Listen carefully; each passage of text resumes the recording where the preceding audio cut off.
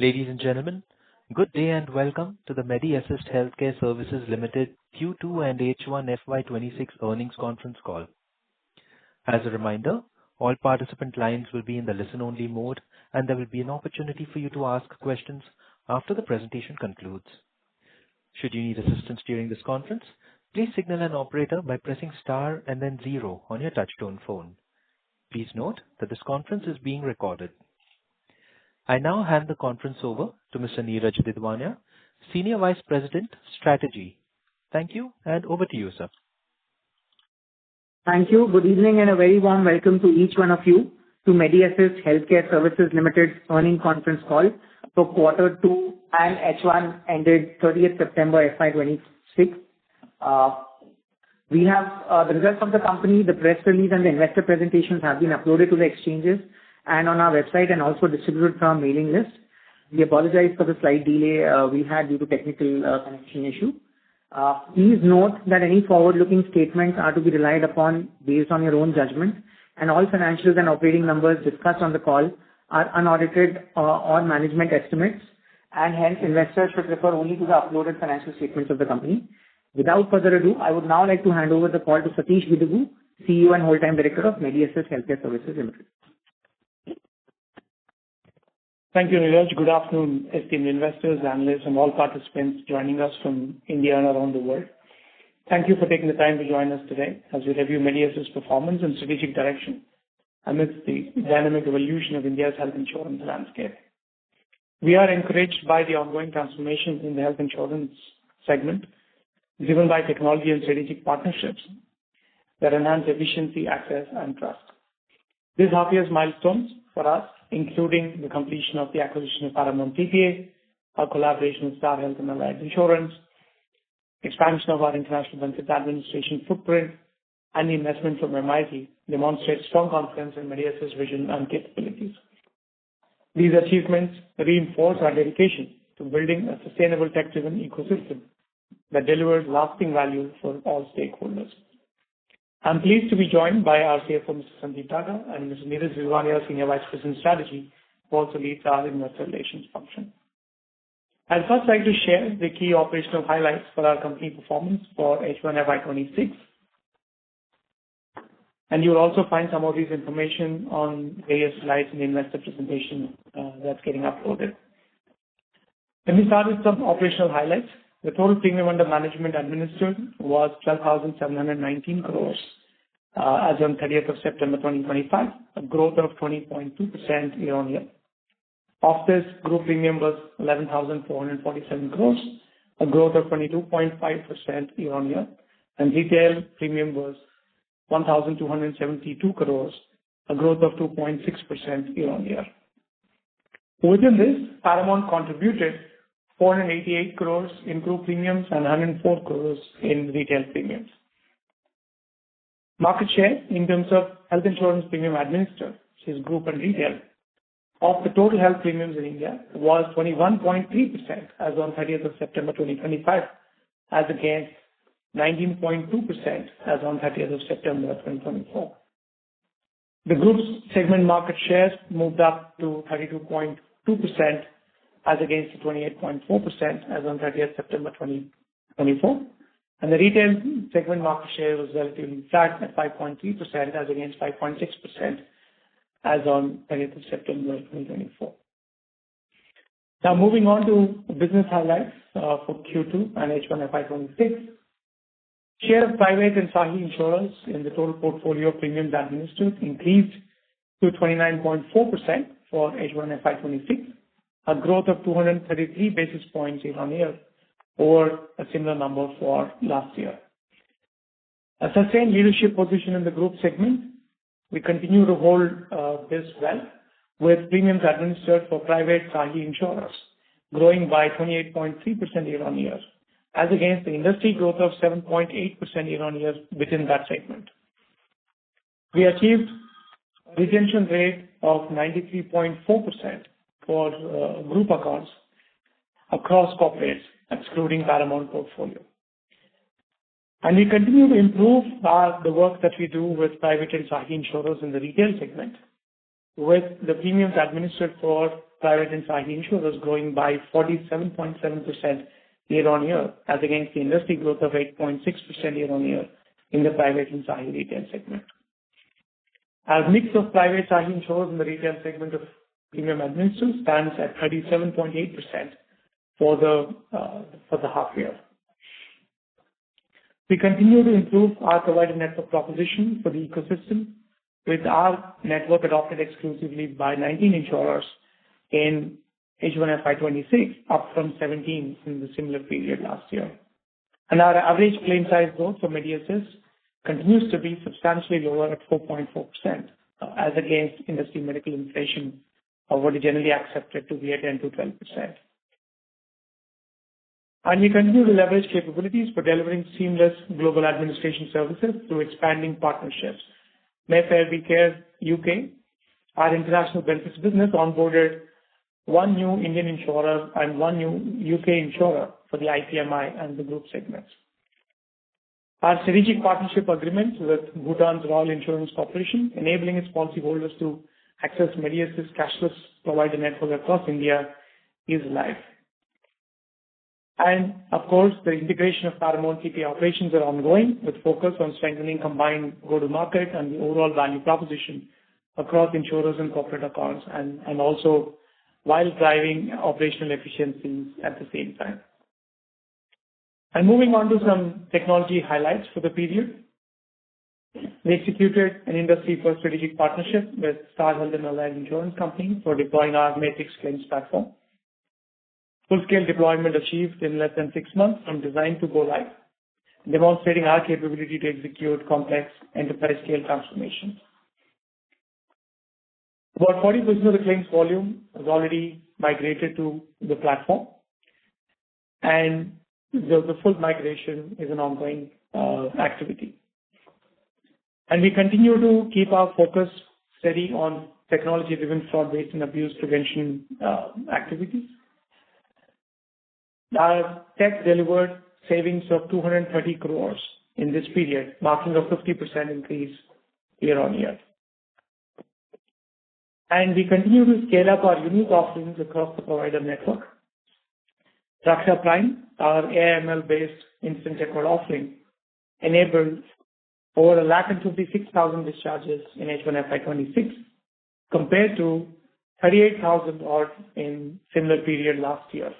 And in fact, even against a total of 117,000 discharges in FY25. And this number continues to grow day by day, with both the patient satisfaction scores and the prediction accuracy substantially going up very frequently. I now hand over the call to Sandeep Daga, our CFO, to walk you through some financial highlights. Thank you, Satish, and a warm welcome to all the participants. Let me share with you the financial highlights for Q2 and half year ending FY26. Starting with Q2, the total income for the period was 234.8 crore, which is a growth of 25.5% over the corresponding period of the previous year.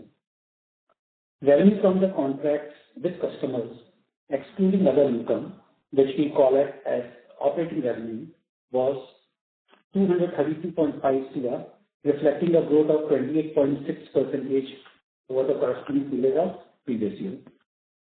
The revenue from contracts with customers includes 12.6% from government business, 4.3% from our international business administration, and 2.0% from the technology SaaS services.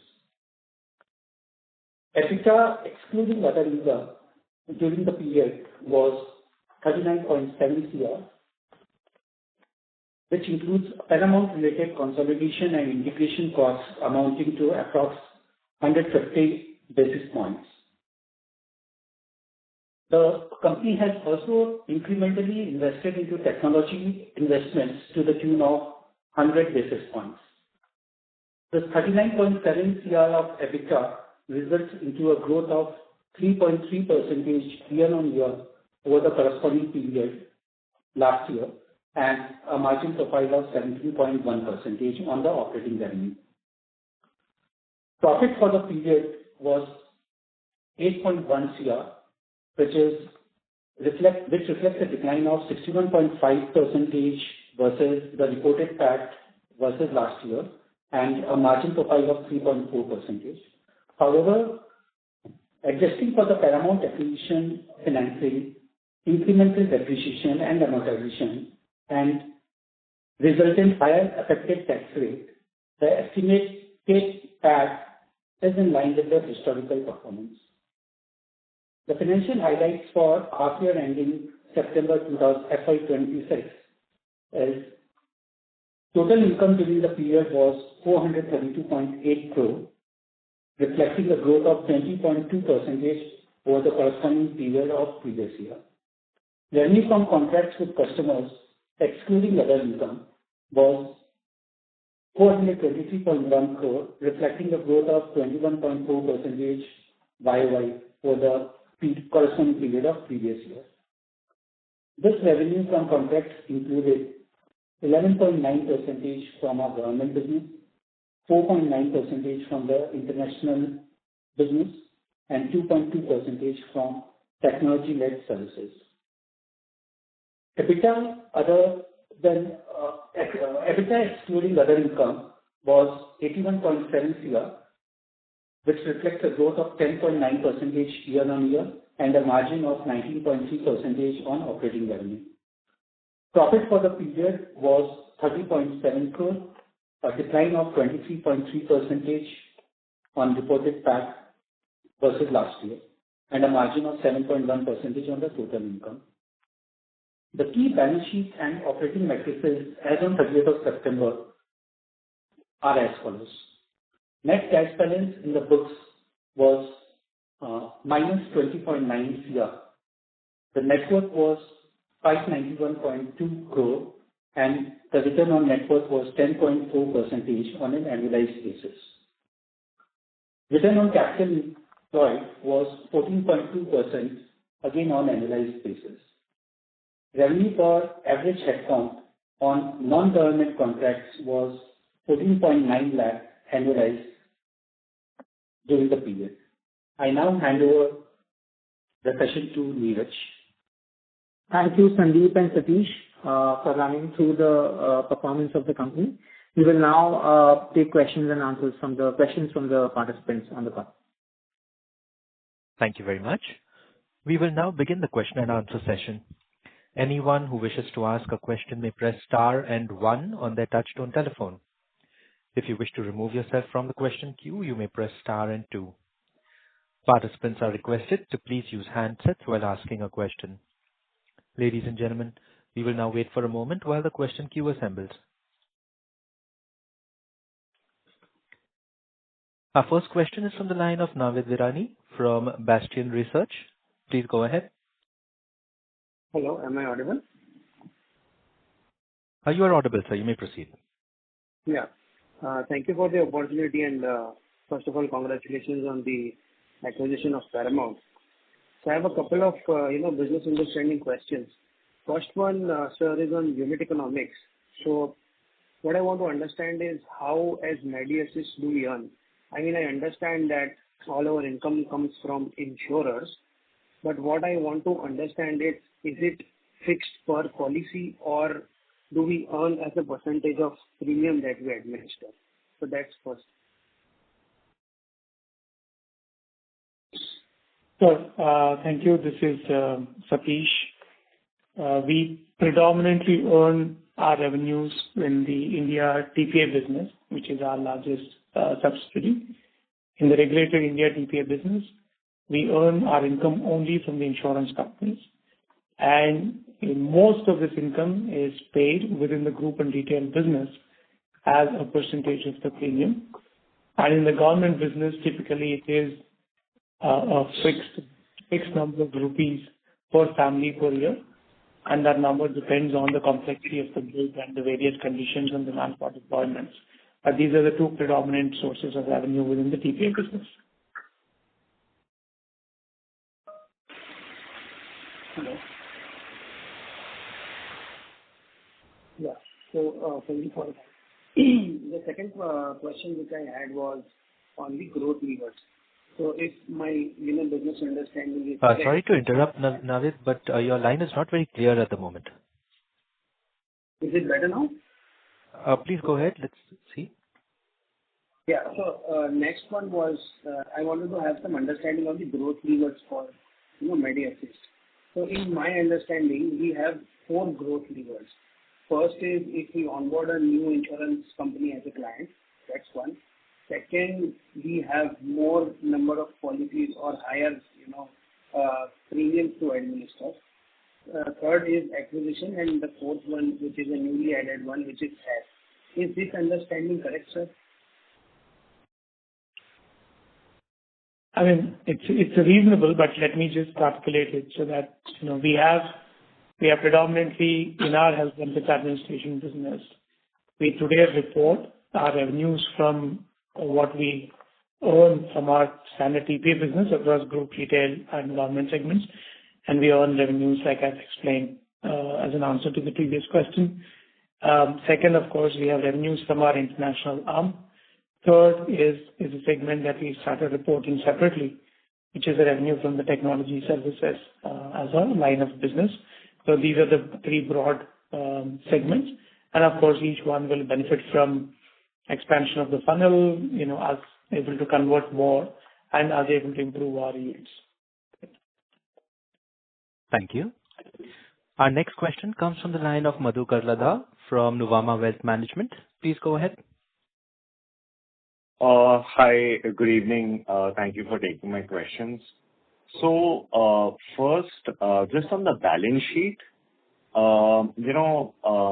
see, your other intangible assets have gone up considerably. So I'm guessing that's the result of Paramount's consolidation and, customer relationships, etc., have been capitalized. I wanted to know how much of the depreciation and amortization is sort of these customer relationship related. Second, also, if you look at trade receivables, that have gone up quite sharply at the end of September. So that was the other thing I wanted to understand. Why have trade receivables shot up? And third, I think you mentioned that EBITDA was for Q2 was impacted by about 100 basis points of additional technology related investment. So if you could explain that and give us some sense of likely trajectory of these investments and have we made any sort of changes over there? On a year-over-year basis, when I look at your cash flow statement in the first half, I don't see any significant increase in capex. So it's broadly remained at about 26-27 crores. So, yeah, I mean, so that's the other point. I mean, what is actually driving the depreciation increase? So, yeah, those would be some of my questions. Thanks.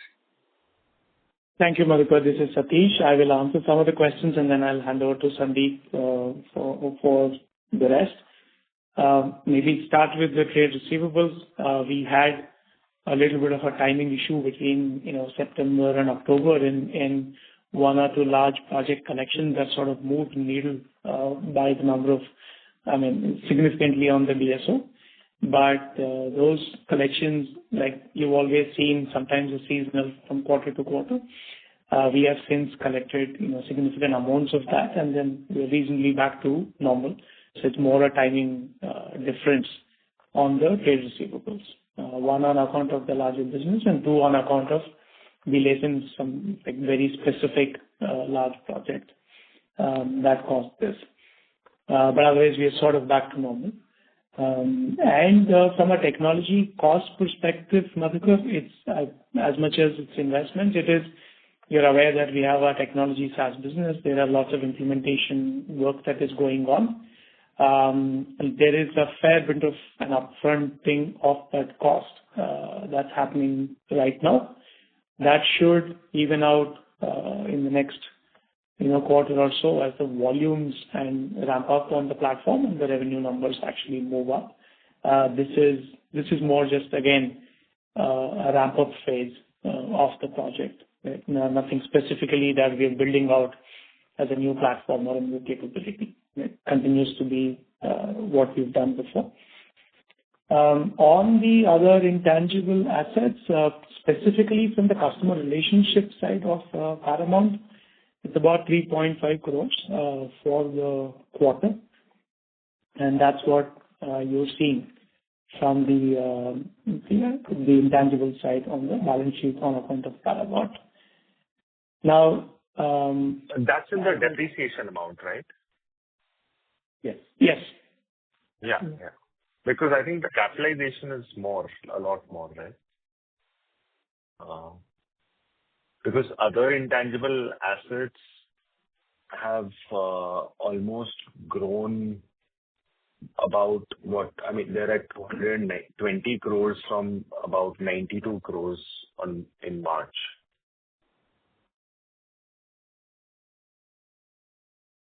Hi, Madhukar.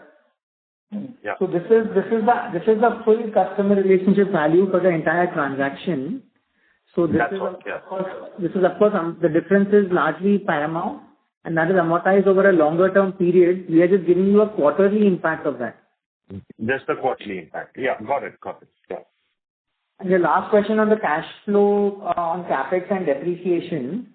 Some of the depreciation is also because we have also with Paramount acquired there are some fixed assets. There is also some amortization on right of use assets. So the D&A has gone up. Apart from the intangibles, is also because of the Paramount consolidation. They also come with some assets and some D&A going up on their assets. Yeah. Great. Okay. Just a follow-up, on the business side, see, I'm still going through the presentation because it came in very late, so maybe I'll come back in the queue later. But on the business side, what's happening with the implementation of, the SaaS sort of model with Star? So can you give us some update of there and, if any guidance on likely sort of revenue on that project? So, Madhukar, part of the press release, and we've had good success, and as announced by Star themselves, about 40% of the volumes are on the platform, and of course, it's a timed, carefully elaborated platform. So maybe a 2 to 3 quarters potentially is where you're looking at most of the sort of the volumes migrating. And I think we continue to report technology revenues as even in the quarter. So even in the current quarter, despite the increased revenues, we're still tracking to about 2% of the quarter as 2% of the revenues as the technology revenues. Maybe I think we will be in a better position to talk about the overall technology revenues in a quarter or two as we sort of complete the integration. And we don't include this sort of technology service premium related to this technology service in the retail premium, right? Or this we don't do that. I just want to double check on that actually. Absolutely, Madhukar. We do not include. We only include those premiums for which were explicitly hired as a TPA. We are full service thing. We're doing full service. Okay, great. Okay, I'll sort of come back in the queue. Thanks. Thank you. Our next question comes from the line of Gaurav Shah from Harshad Gandhi Securities. Please go ahead. Sir, am I audible? Yes. Are you audible, sir? You may proceed. Yeah. Thanks for the opportunity, sir. So my question is more of a strategic in nature. With the recent exit of private equity, the so-called promoter holding is just like close to 5%, which is such a less holding. I want to understand what will drive the management to work with the same passion or vigor as before. I mean, since the skin in the game is really less now. So I just wanted to have your views on this. Are you planning any ESOP sort of thing for the management to work like with the same passion and all that? Just wanted to hear on that. We have always been a professional board-run company with a large independent board, and with a professional management. We've not been a family-run business ever, right? And I think that's what allowed us to attract the right kind of talent, of course, with the right kind of incentives and structures for the management. We have among the most stable management in the organization. That has worked through the years and through the listing and post the listing. Right? So first, there is really no connection between promoter holding and the management. And secondly, I think given the board and given the governance structures, there is obviously a continuous and a constant review of the management team's skills on the incentive structures.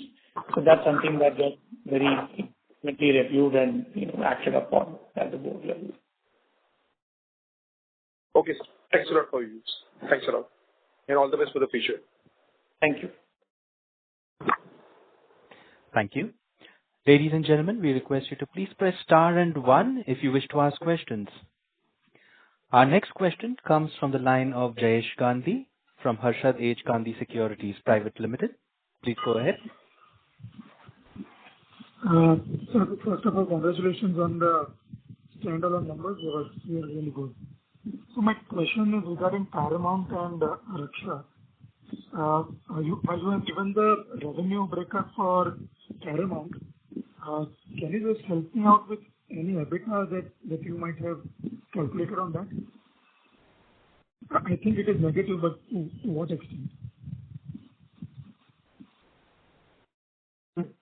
Hi, Jay. So actually, yes. So see, what happens is we don't individually carve out revenue or profitability of these businesses because we are running them as a combined business. Once we've acquired them, it's eventually both our TPAs, Medi and Paramount.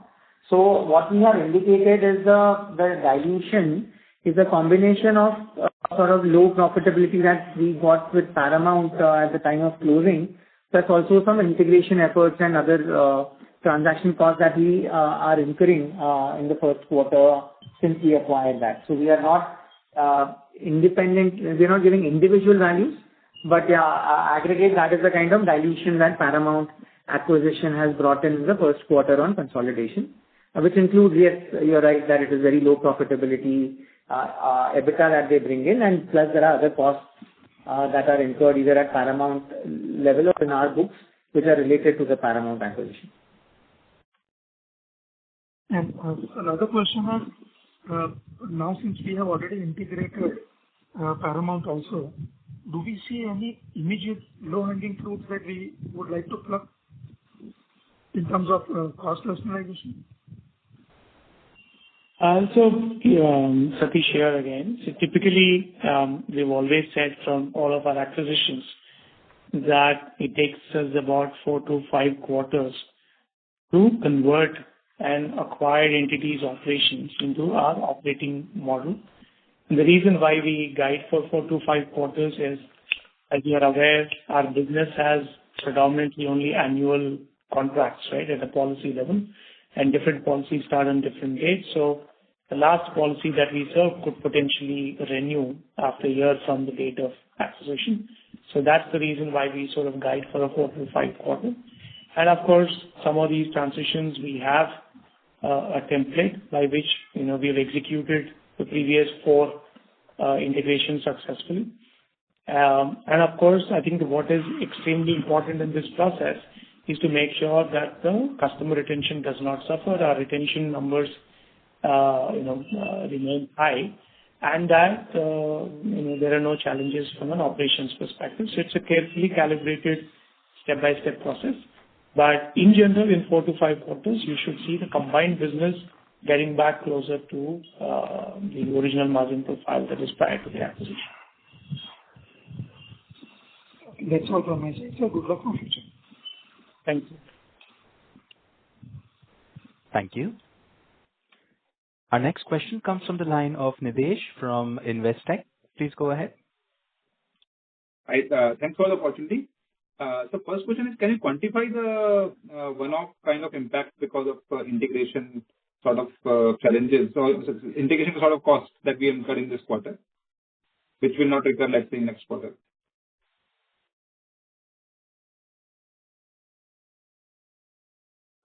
See, Nidesh, what we would want to do is, as we have indicated, related to Paramount acquisition, there are expenses that we are incurring at Paramount, which of course dilutes their EBITDA, which is the consolidation part, and there are integration costs that we are incurring.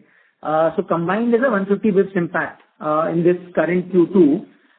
So you should look at it at that 150 basis impact has to eventually become break-even and then be accretive in our journey to bring it to our margin profile.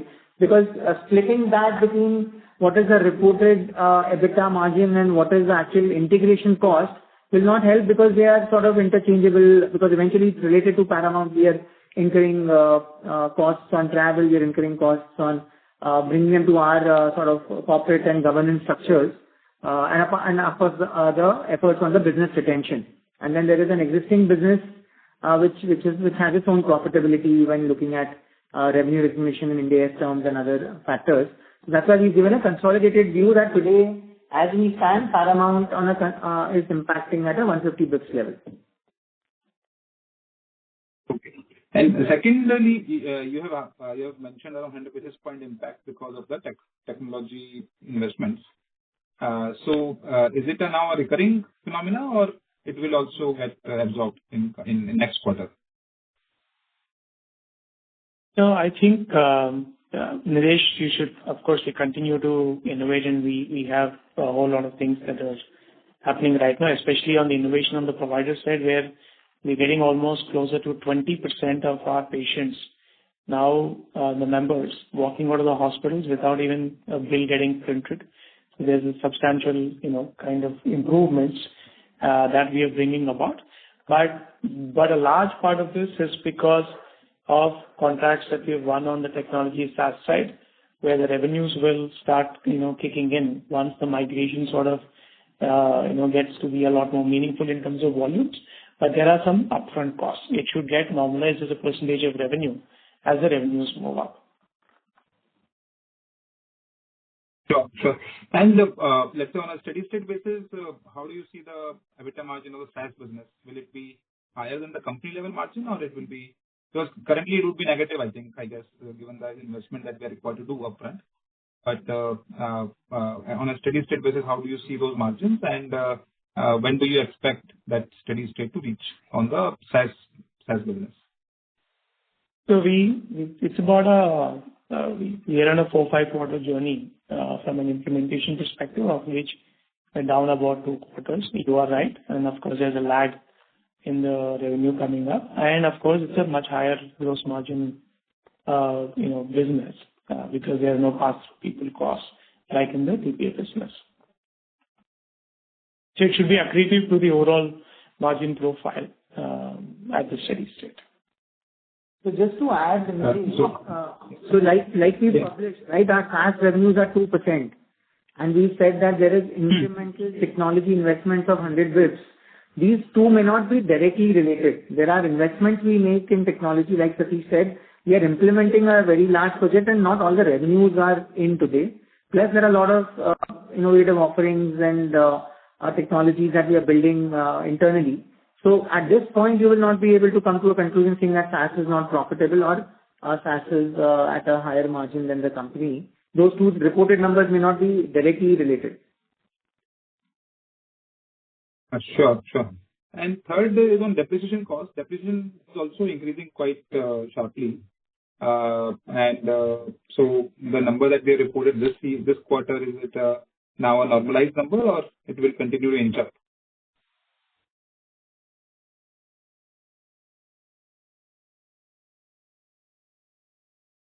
So primarily, the depreciation and the amortization cost has seen a spike in Q2 on account of the acquisition of Paramount, where the PPA exercise has resulted into a intangible asset creation, which sort of bumped up the depreciation and the amortization cost.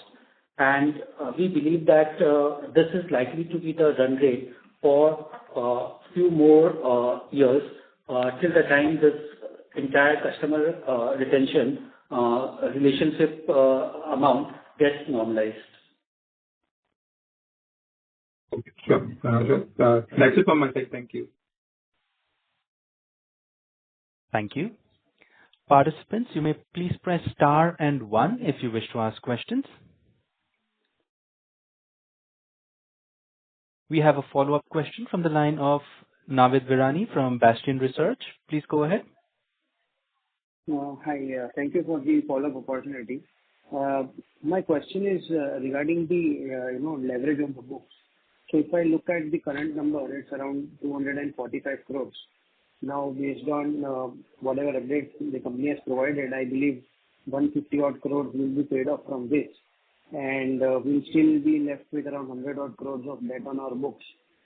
However, I think if I look at a picture one and a half year back, we used to enjoy a debt-free status. So my question is, are we still going to progress towards that debt-free status? And if yes, what is the kind of timeline that we have in mind to achieve the same? Yeah. So we expect to clear off approximately 150 crores of the current debt of 242 odd crores in the next 1 to 2 months time. There are certain lock-in with the term loan which we have acquired, and we expect that with the cash getting generated by the business over a period of time, we will be able to become debt-free latest by March, April 2026. So over the next 2 quarters time, we expect to become debt-free in total. Okay, sir. That's helpful. Next one is again regarding the Paramount acquisition and its impact on the P&L. So now that we have acquired, Paramount and the impact has sort of started showing up, if I just connect this with the guidance or the understanding which the management gave, I think a few quarters back. A few quarters back, there was a statement that at a normalized level as a TPA operation, we can run at 22 to 23% kind of an EBITDA margin. Now I understand there is pressure because of acquiring an entity which is really profitable. My question to you is, are we still running for that 22-23% kind of an EBITDA? And if so, what is the kind of plan and what is the kind of timeline again, if you can spell it out to achieve the same? Then with this, Satish, I will start and then I will hand over to Sandeep. If you look at before Paramount acquisition, if you look at our Q1 numbers, we reported a 22% margin.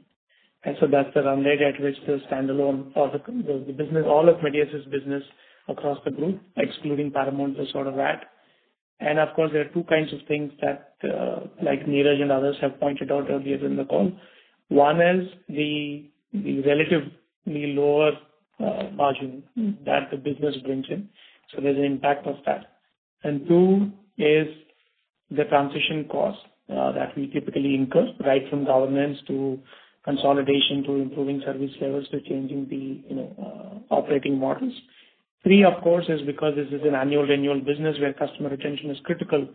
We are occasionally forced to wait for 4 to 5 quarters to move or transition some of the specific clients. So given all of this, you will see this impact for maybe 4 to 5 quarters. Our endeavor remains that we get back to our 22-23% margin profile steady state in the core business. Sure. Thank you for the opportunity. That's it from my side. Thank you. All the best. Thank you. Ladies and gentlemen, you may press star and one if you wish to ask questions. Our next question comes from the line of Jayesh Gandhi from Harsha Dej Gandhi Securities Private Limited. Please go ahead.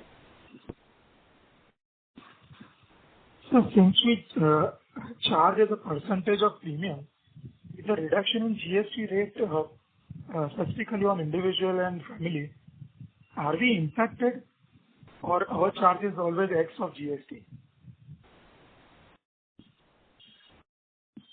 So we don't, I didn't quite fully understand the question, but I'm assuming that you're asking, one, whether GST has a positive impact, and two, whether the GST has an impact on our service fee. Is that the question?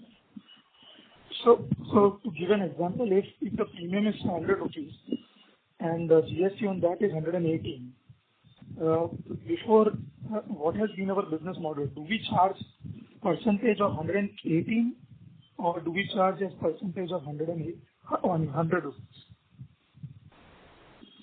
No, service charges are always on the net premium, not on the gross premium. Not with. Okay. It's on 100. In your example, it's on 100. Thank you. That's what I wanted clarification on. Thank you. Thank you. Participants, you may press star and 1 to ask a question.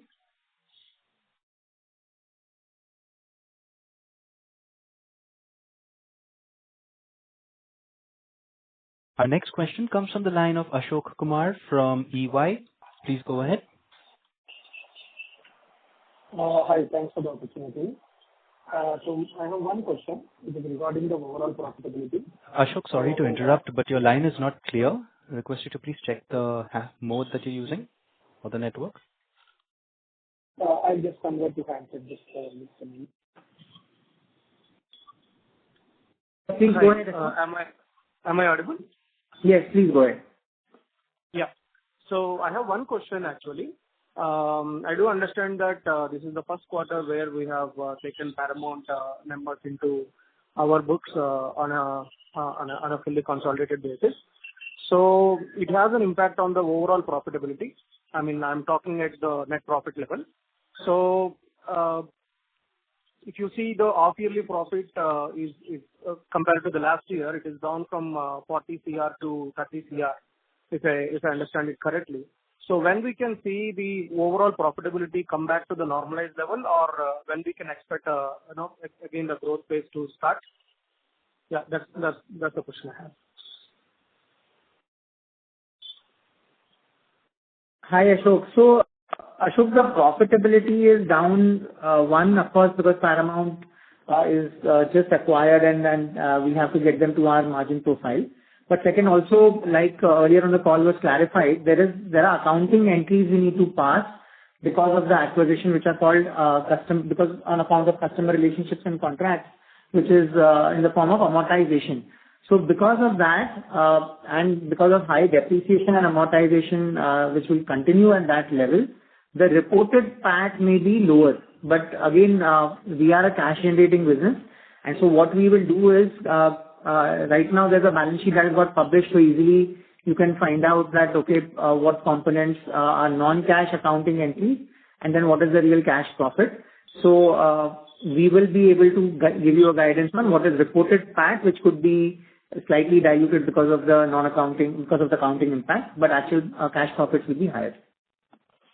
But maybe if I can just add on, sorry for butting in, this is Satish. I think we have presented to you the EBITDA dilution, which is not very significant considering the entire impact of Paramount and the transition and all of the work that we're doing, including the technology SaaS projects, right? I think what we are basically saying is that the EBITDA to PAT conversion today is sort of colored by, some of the things. For example, we've used up our cash to acquire Paramount, so there's another income loss, and there are financing costs on the loans, that we have. There is an incremental, DNA that's coming actually from the acquisition.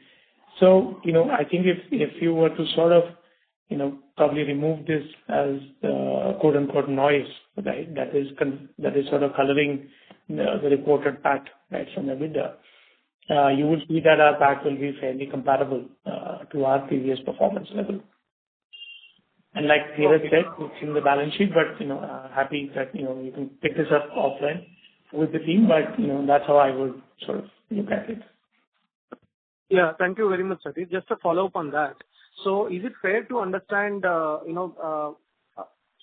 the guidance given that in the upcoming 4 to 5 quarters, the EBITDA margins would fall back to the 22 to 23% levels. So at that point of time, the EBITDA conversion to PAT again would fall back to the normal stage. Is that a fair understanding? Of course, the two big unknowns are the incremental depreciation and the tax rates. Tax rates are not in our control, but there will be some amount of incremental depreciation that's coming from Paramount, which I think Neeraj just clarified earlier as 3.5 crores per quarter. Of course, it will remain for a while. So, but from a cash profit perspective, yes, we'll definitely be back to our performance levels. The reported PAT may be slightly subdued because of the way, of course, the reporting happens. Thank you. Our next question comes from the line of Vishesh Jain from IIFL Capital. Please go ahead. Thank you for the opportunity. I had a couple of questions. Firstly, on the margin front, I can see that our margin 100 basis points on sequential basis. Sorry to interrupt, Vishesh, but your audio seems to be breaking up in between. We lost a few words. Is this better? Is this any better? Please go ahead. My question was on first, I had two questions. Firstly, on the margin front, our margins seem to have declined by 500 basis points on a sequential basis and around 400 basis points on a YOY basis. So you had explained that around 250 basis points due to Paramount integration and the tech investments which we've been making. What are the other events which have impacted our margins? That was the first question. And secondly, on the GST front, with the recent exemption of retail health policies, what kind of opportunities do we see where we can create further inroads or any change in strategy which we are planning to make to, grab a larger share of the retail health pie where we are currently at a market share of 5%? So those would be my two questions. Vishesh, this is Satish here. I will start and then Neeraj and Sandeep can jump in. Of course, I think on the GST thing, we do believe in the long run that it will be beneficial and accretive to the whole industry. Of course, the September numbers did get skewed across the industry, partly for members actually waiting to buy or renew, and versus tail-ended growth towards the end of the quarter. So, but we do believe that in general it is accretive and there will be more growth. I think maybe one of the things that we've published in the press release and the deck is the number of insurers we're adding to the retail portfolio and the steady growth of private SAHI insurers in our portfolio, not just in group but also in retail, that has substantially grown and also way faster than how retail has grown within that segment. And of course, as we continue to add, you will see us do more work in retail. And we currently have some portions of our retail business that are discretionary and allocation based. As we continue to reduce that component and continue to add more stable portfolios that are long-term in nature, you will also see lesser of that yo-yo in the numbers as we move forward. But in general, we remain bullish about our opportunity in retail. And for the retail that will potentially not migrate to a TPA-led model, we have other answers today from our Matrix platform that can be used for technology, our fraud, waste and abuse capability. I think we had not announced that, but we now have the capability to run our fraud, waste and abuse AI engine independently on any insurer's claim system and not just only on our claim system. So that's a capability that we are very excited about in deploying to various insurance partners, right? So across TPA model, the technology model, and the AI models, we're very confident that we'll make a significant dent in the market share on the retail side. Now, coming back to your margin questions, of course, we've called out what we've incurred as additional costs and investments. But the business that we are consolidating, that itself has a lower profitability today and a lower margin profile. And that sort of accounts for the incremental impact that you're looking at, Vishesh. Yeah, you can see it as a decline in price. It's not a decline. It's not an apples-to-apples comparison. Like Satish said, on our base of a profitable 22% margin business, We've consolidated a lower profitability business, and then there is other sort of dilution impact items that we have incurred, which we have called out. So it's not an actual 500 basis points decline. Okay. Understood. That's it. Thanks. Thank you. We have no further questions, ladies and gentlemen. I would now like to hand the conference over to Mr. Neeraj Didwania for closing comments. Over to you, sir. Thank you so much for your active participation on the call, and we are available offline to address any further queries. For any other queries you have, please email us at investor.relations@mediassist.in. Thank you. Thank you. On behalf of Medi Assist Healthcare Services Limited, that concludes this conference. Thank you all for joining us. You may now disconnect your line. If you found this video helpful, please like, share and subscribe to Concall India for latest upcoming Concall.